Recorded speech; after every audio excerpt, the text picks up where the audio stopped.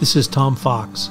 The Hill Country Podcast was recently honored with the 2022 Communicator Award for Distinction for Society and Culture, as well as Lifestyles for Podcasters. Today, author John Aceti talks about his book, Profiles in Leadership.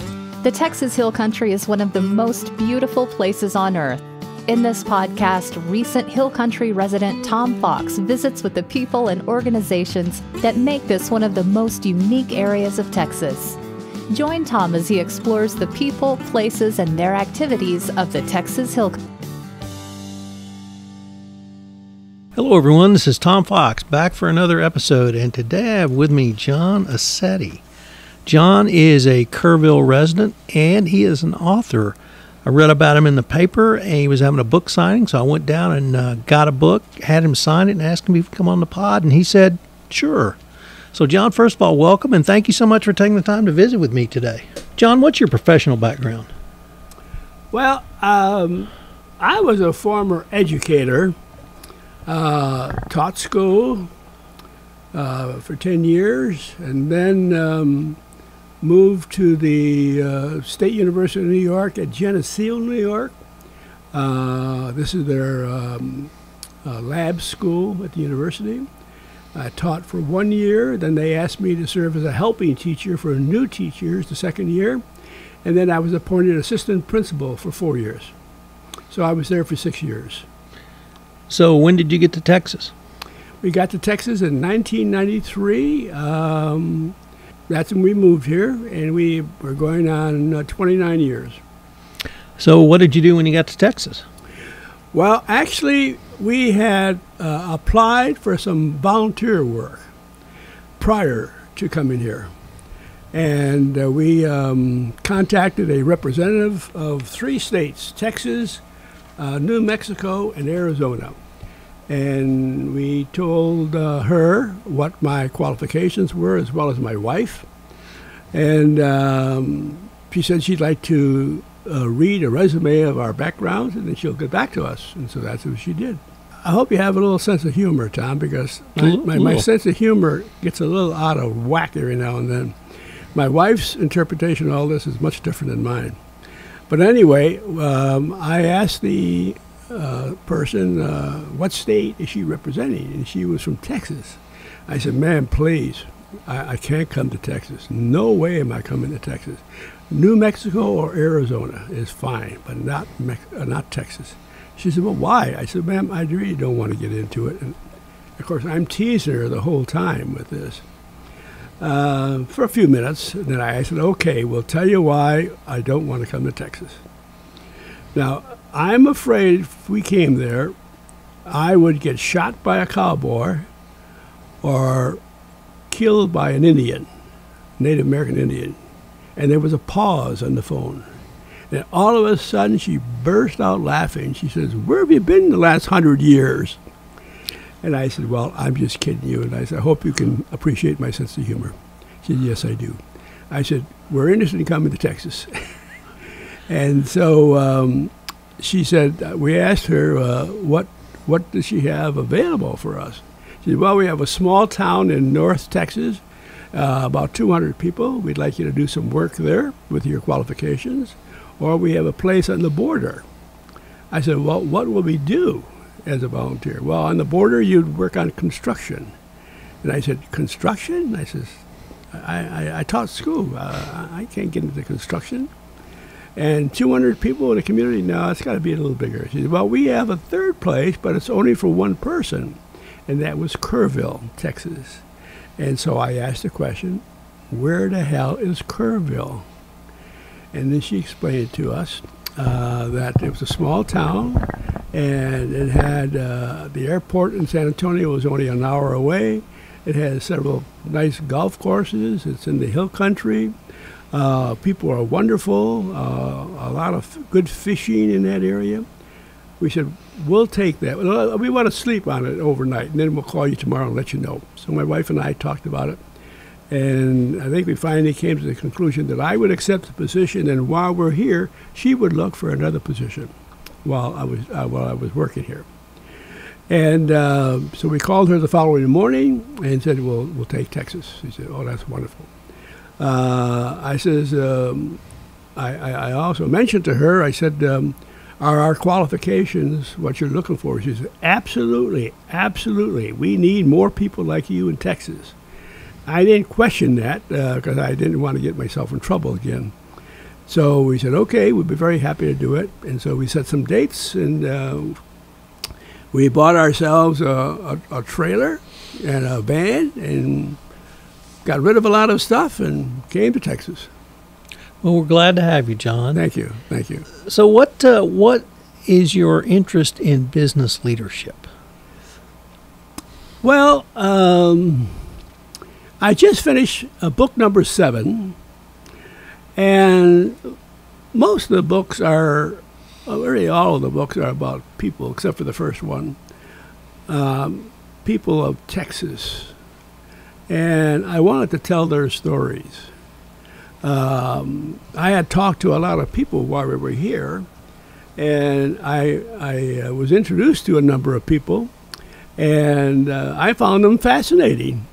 And they were very warm and very congenial, and they had a great history of their background, maybe 5, 6, 7, 8 generations. And I said, gee, I think that may be something I may be interested in writing about. She said, well, the person I spoke to, several people said, that probably would be a hit. Okay. And so that's what I did. So Profiles in Leadership, let me turn to that book. The thing that intrigued me the most when I sat down with you at the book signing and looked through the book and talked to you a little bit was that there are lots of business leaders in this world you can focus on. There are lots of business leaders you can focus on. And you chose to focus on business leaders in Kerrville. And professionals. And professionals. Yes. So why did you focus on such a small little town for business leadership and professionals? Good question. Actually, the impetus for writing this book really started with my book on women warriors. And I had interviewed 19 women from Kerr County, small towns in the county. And one of the key questions I asked each of them is that when you retired from the military or you decided to leave the military and go home, how many people thanked you for your service? Really? Yes. I find that really surprising in this day and age. Same here. Shocking. And so I thought about that for a couple of years as I finished the book on the women warriors. And I said, I would like to write about people who have succeeded in their career fields, whether it's business or profession. I know a lot of them in Rotary Club, various organizations I belong to. I've met them. I've met these people and talked to them, and I found out how successful they were. But I didn't know the story behind it. And that's why I selected the business and professional world of people on how they became successful in their career fields. So tell us a little bit about your process. When I met you, you described that a little bit. Did you interview folks? Did you sit down with them and just ask them to tell you their story? How did you go about that part of your process? Okay, that was an extremely important part of the process for me. I made a list of 25 questions specially designed to elicit as much information as I can about each of the personalities I was going to interview. And I interviewed each person. Some I interviewed at the Historical Center next to the library here in town. Some were at the offices or homes of the people that I contacted. And one person came here and sat in that chair that you're sitting in. So it was a variety of places. And now I met some for an hour, some for 2 and 3 hours, some for 4 and 5 hours. They had a lot to say. And one of the interesting outcomes of all this, and I found extremely difficult to comprehend myself, is how elated they were to be asked to do this. One person in particular couldn't understand why she was asked.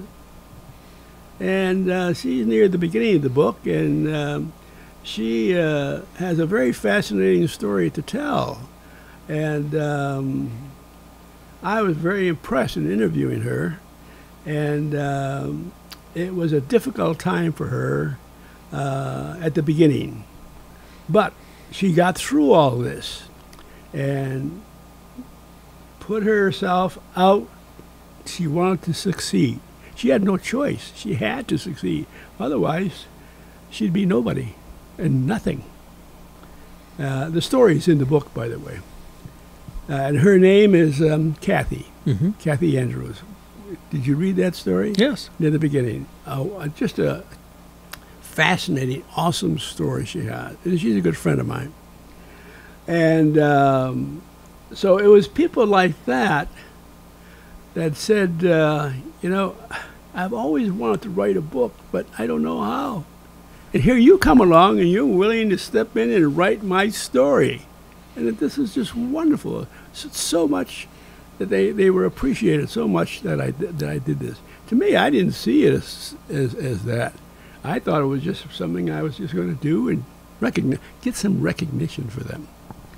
Others I knew from Rotary, either husbands or wives. Some I knew, townspeople that I knew personally, being involved in different organizations. So I ended up with 20 people. However, I had to drop 2. One person had to drop out because her employer said, nope, sorry, we cannot allow you to write any information about our business. And she was very devastated with that. Great story, too. And another person who had a very high position had to go out of town quite a bit and could never finish what I was asking him to do. I would interview them and put it on my tape, on my computer. I would edit it. Then I would send it to them. They all knew this. Send it to them. It's your personal story.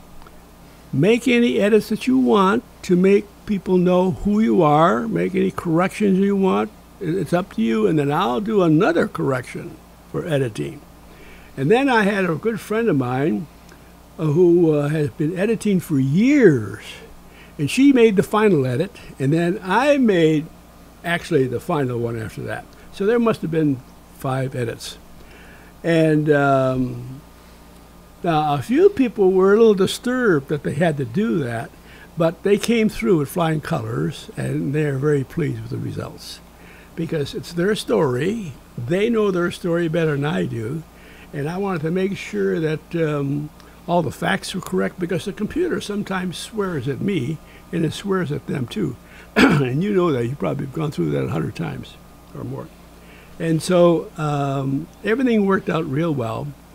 Some of them I took out to lunch because we didn't have enough time to finish, and they were very receptive to doing that. I had no problem doing that. I thanked them left and right because they were taking time from their schedule to come and meet with me. And then I would spend many, many evenings in this room editing, sometimes at 2, 3, 4 o'clock in the morning. Or I'd go to bed early and I'd wake up about 3 and I'd start editing again. But see, I have a passion for that. I enjoyed that. I didn't mind that at all. And then once I was through, I put it aside, it's completed, and then I had to work through all the others. So that was the process.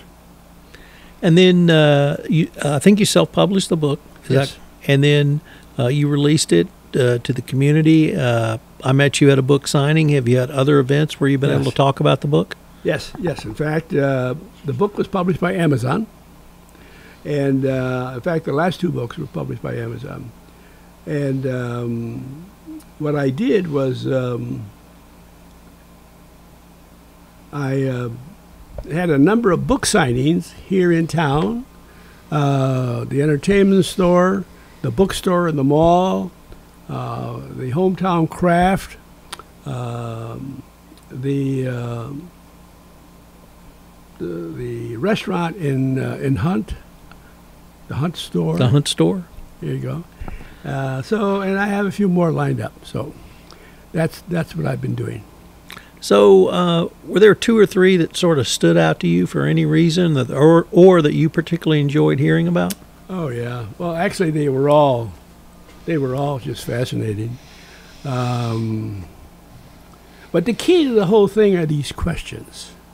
I want to point that out because I did ask the clients if they would like to have a copy of the question. I would love to have a copy to look at it before we interview them. So I emailed this to them. I think maybe one or two did not ask for it, but I sent this out quite a few times. And some of them even wrote out the information on their own paper just so they remember what they wrote. And so that all turned out real well. I was very, very pleased with that. In fact, I was pleased with all of the people, and they were all very impressive. And the things that I recall is that all of these people had drive. They all had determination. They all had a willingness to share their story, not only successes, but failures too. Because a lot of them had a lot of failures before they succeeded. And that's all in the book. I found it amazing, for example, well, I had the book right here. I'll just quote a few things. But maybe I should also point this out, is that in my introductory section, I had 4 people that were very good friends of mine that I have included in here. Not their stories, but I wanted to recognize and give them credit because they were an inspiration to me. And they motivated me to write the book, and they don't even know it. And for example, now, one person was named Patrick Carroll from Bradford, Pennsylvania. And he was in charge of a handicap program with 500 clients from preschool to adults. 500 of them, quite a big staff. And I was on his board of directors, so I found out how he really was. And he was a leader. He was a true leader. Very quiet, very reserved, asked a lot of questions. Good listener, very good listener. That's one of the key points most of them made. Another person was Dr. Bill Fike. He and I were very good friends. We played racquetball for quite a few years. You know what racquetball is? I certainly do. Okay, and I had fun. Another guy is here also. And we did a lot of fishing together, and we also traveled together. And another one was Daniel Madleska from Rhode Island. He started off as an assistant administrator at a local hospital up in New York State. And he ended up being, are you ready for this now? President, MD Management Services Incorporated, MW Medical Management Associates, 2 health care consulting companies providing services to physicians, hospitals, and community health centers. They have all succeeded in their careers. Now with Dr. Fike, I remember sitting around in his office every now and then, and his staff and his patients adored him, loved him. He was so patient. He was so good with everyone. So that's very, very important to me, that people inspired me. And there's another person who's at the end, and he's a nephew of mine, and he had difficulty in school, a lot of difficulty. And when he barely graduated from high school, he served part-time as a bartender, and he also taught hockey to young kids for 15 years. And then he decided, this was not my life. I have to do something. He read an article in one of the local newspapers about an educational program on running hockey rinks. Not rinks, but... no, ice hockey rinks, that's it, skating rinks. Yeah, skating rinks for professional hockey. And he says, that's what I want to do. So he decided to apply for school there in Minnesota, Red Flag, Minnesota. And first year was tough, very tough. He had no money. He slept on the floor. He only ate stuff that he could beg from people first year. Second year, oh my God, they made him vice president of the student council. He received all kinds of awards. And now he opened up a business. He did operate some of these places in Albany and one in Buffalo, New York, and one others. But what is interesting, he decided that he had to find something permanent. So he spent 4 months at the library in Buffalo researching running a business with a hockey rink or opening up a wine and whiskey store or spirit store. And he and his wife, a wonderful woman, they decided on the last one, the wine and spirit store. And they've done extremely well. Extremely well. And he's been extremely successful. That's inspiration to me. You understand where I'm coming from? I do. That's how this book came about. So, who are the people now that are in the book? 2 or 3 of them. I mentioned Kathy Andrews. Her beginning was just very sad. Got married, had 2 kids. She had no background in education, just a high school diploma. And then she found out her husband had to do a lot of traveling with his business. And then he came home once and said, I've not been a good husband. I've been fooling around. And then she found out from someone else that he was in jail. He had been in jail and still was in jail. And got divorced, and she had to decide what to do. She cleaned houses.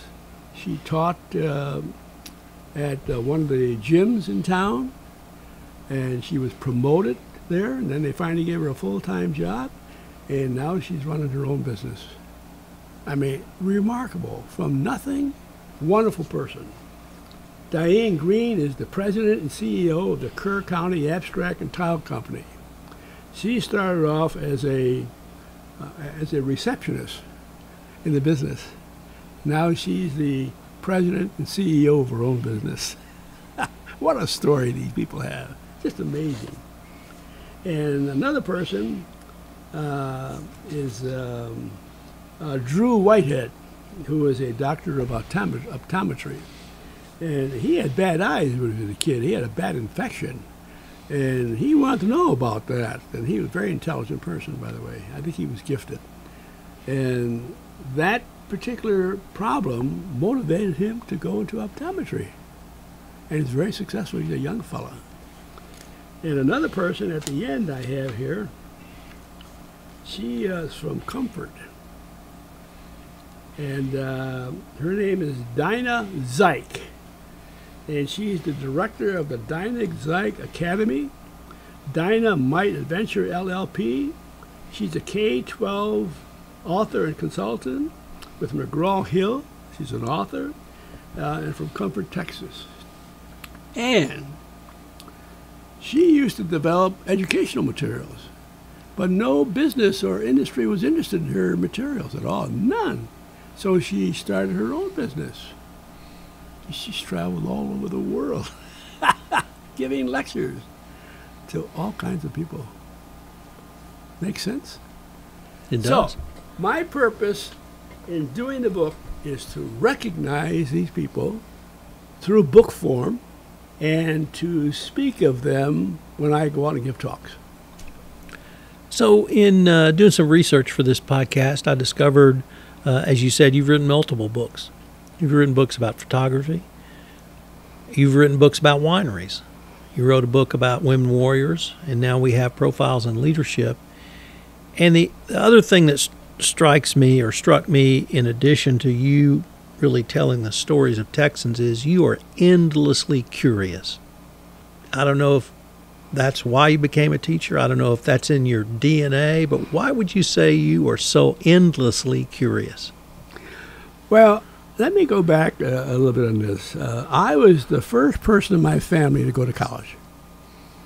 My two brothers dropped out of college. My sister just got through high school. I was the only one. My parents had very little education. And so how the heck did I survive that? I almost didn't, but I did. And through friends who were all going to college, and I said, hey, I'm going to college too. I was a musician for about 3 years in high school. I said, well, I'm going to go to the State University of New York at Fredonia in New York and major in music. I was there 1 year, and I said, music is not the field for me. Because I had two friends of mine that became professional musicians, studio musicians in Hollywood. And boy, did they have to struggle.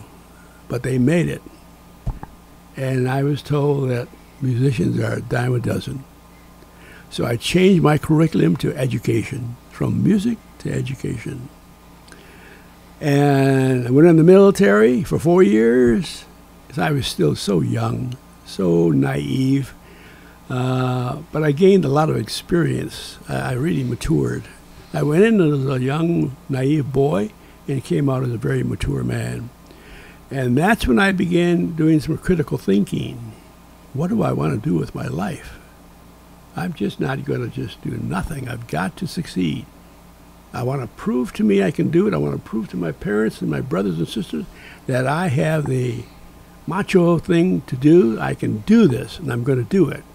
I have to thank one person who kept me alive, and through his efforts and interests, made me a success, and that was my dad.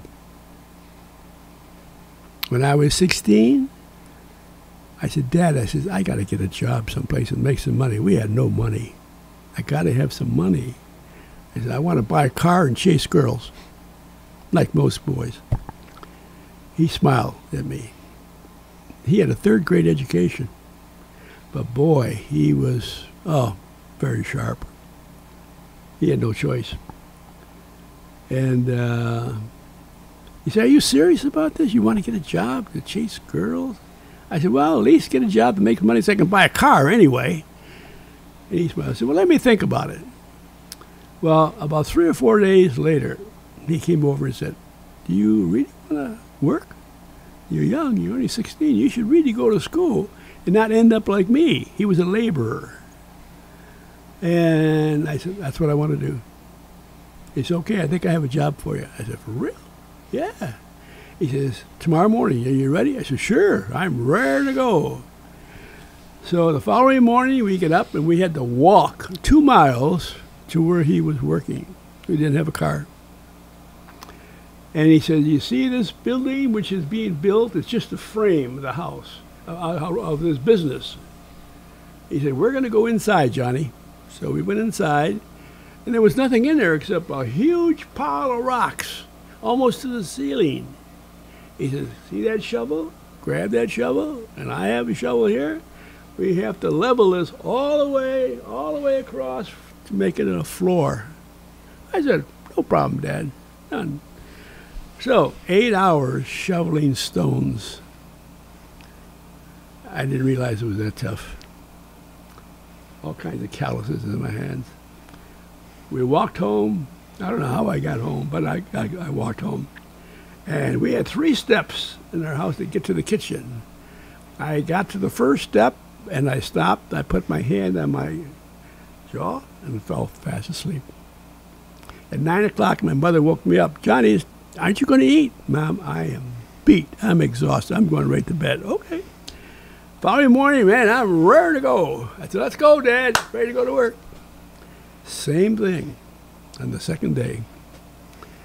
I got to the second step at home. Went to right fast asleep. No dinner. The third morning, I wasn't as excited, but I got up to go. And while I was shoveling rocks, I said, this is not for me. I'm not going to do this for my life's work. I've got to go to school. I've got to learn. I've got to really do the best I can in school, even though my background was not great. So at noontime, I said, Dad, we're ready to have lunch. My mother bagged the lunch for us. I said, Dad, I have something important to tell you. Yeah, sure, go ahead. I said, I've made a decision. I've decided to go to school, like you recommended. So this is my last day, and I'm leaving now, and I'll go home and make lunch, take lunch and eat it at home. And he gave me a nice smile. And that was my incentive to go to school, study as hard as I can. Now, that's not the end of the story. That's the beginning of the story. Throughout my high school years and my college years, whenever I had difficulty in courses or writing or homework, I would sit back in my chair, and then all of a sudden I would see a cloud. And in that cloud was this big rock pile. And I said, okay, I hear you well. And went back to my work, and things would just flow out of my mind and just do the work well. And that happened throughout my life whenever things got tough. So, John, let's maybe look down the road. Do you have another book in you? And if so, what are you thinking about, or what are you even curious about now? Well, I have several ideas, but I need to explain something to you. I'm 91 years old. My time is short. 91 and a half. But I still have that grit. I still have that determination. The book that I really wanted to do, but I couldn't find people, and that was on disabled veterans. I was only able to find 3 or 4 that were willing to tell their story. The rest were not interested in telling their story. So I said, okay, I respect that. No problem at all. So then I began thinking about what else can I write about? And what I thought was, why not your autobiography? That would be a great book to write, to give to my children, relatives, not interested in selling it any place, but to give it to the family. Because I do have an interesting background of all the things that I've done, but I have to be very careful of some of the things that I've done. I can't spill the beans on everything, but a lot. How I got through. I'll give you a couple of examples. Okay, incident happened when I was in 3rd grade, and it was an incident that almost destroyed me. Almost destroyed me. I asked the teacher if I can go to the bathroom. She said, not right now, but we'll let you go soon, because we're reading right now in 3rd grade. And I really had to go. Oh, man. So she called 3 kids up to the front of the room, and then she called me to go up there too. Well, that was a big mistake to make on her part. And I asked her again, can I go to the bathroom, please? She said, well, why don't we just finish this reading? Each of you are going to do a little reading, then we'll sit down, then you go. I said, okay. Well, I could not hold it. And right in front of the classroom, I peed my pants. And once some of the kids in the front row saw it, a big puddle of water, they all hollered out, Johnny peed his pants! Johnny peed his pants! And they all kept running to the front of the room. I was so embarrassed. My self-esteem went down in the cellar. I lost my confidence of who I was. So the teacher sent me home to change. And I told my mother, I'm not going back to school. I'm all through with school. I'm done. She said, you're going back to school. Here's a change of clothes, take a quick shower, go back to school. And you're going back. If not, I will take you back. The most loving person I ever met. And boy, did they laugh when I got back to school. Oh, I was so embarrassed. I must have turned all kinds of colors. That happened in 3rd grade, 4th grade, 5th grade, 6th grade, middle school, high school, college, and even after I graduated from college and I started teaching, I would see kids in the community, and they say, "Hey, John, you remember you peed your pants?" Oh man, I'll tell you what, it was just terrible. I thought I had lost everything. I thought for sure I could never succeed in life. And but I finally realized after spending time thinking about it, what they were doing, they were just acting like kids, you know. And I had an accident. I said, I've got to prove that I am capable of doing something. I can handle it. I can do it. And that was the incentive for me to work hard in my education and in my career field. So that was, it was not until I got to 12th grade when I took a speech class just to get something out of me, be able to succeed. And we could talk about anything we wanted. And I was a percussionist. I played drums during those years, and so we had our program out in the auditorium. So I laid out all the percussion instruments we had. We played in band and orchestra, and I talked about each one and played each one and the impact it had on the music. I spoke for most of the class time, and two of the kids who were extremely bright and good speakers came up and after, "You beat the hell out of me, John, in your talk. You were great." That's all I needed. Someone said I was great. No one before that. So, peed your pants, peed your pants, peed your pants. So that was great. And then as I started working, I made sure that whatever I did was done perfectly. Everything I did was done with quality behind it, and always received credit for it. And I finally got out of that, what do you want to call it? Mindset? What is it? Mindset. Got out of that mindset and finally went on to succeed in my educational career. And I also, when I joined Rotary Club, I was able to give a lot of talks. I did a lot of traveling abroad with Rotary. I spoke with, in Argentina. We were there for 4 weeks. I led a group of 5 young people, and we all had to give a talk at the end. I did mine in Spanish. I had someone help me in front of 800 people.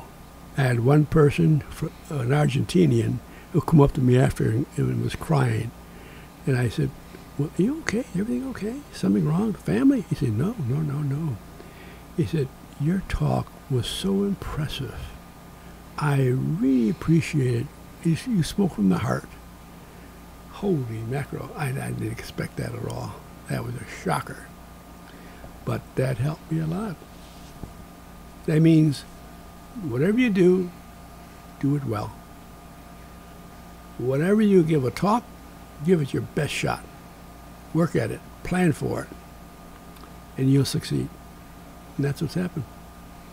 Well, John, I can't think of a better way to end this podcast. I've been talking with John Aceti, author of Profiles in Leadership. We're going to link to his book in our show notes. I found it to be a very powerful book and, frankly, a lot of fun as well. So I hope our listeners will take a look at it, and I hope we can continue this conversation.